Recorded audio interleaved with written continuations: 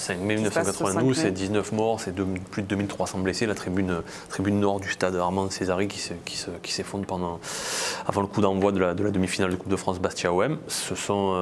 Bernard Tapie, ce jour-là, a été un héros, quoi. Il a contribué à sauver des vies, notamment, alors il le raconte souvent, à Viassouli, qui lui donne en grande partie sa vie.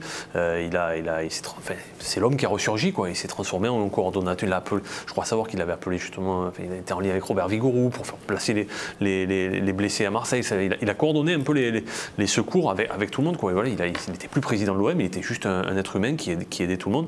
Et ça alors je ne sais pas, vous pouvez mieux en parler que moi, mais ça l'a choqué, ça l'a marqué. Ça nous a tous énormément marqué.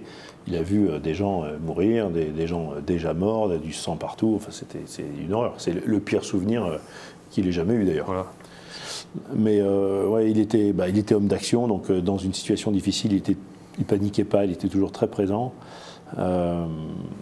Et puis il venait en aide quand il voyait que quelqu'un était vraiment en détresse. En 1990, quand on fait le match à Benfica de retour de Coupe des Champions, elle ne s'appelait pas encore la Ligue des Champions, le fameux match où on perd à 3 minutes de la fin le but de la main de Vata.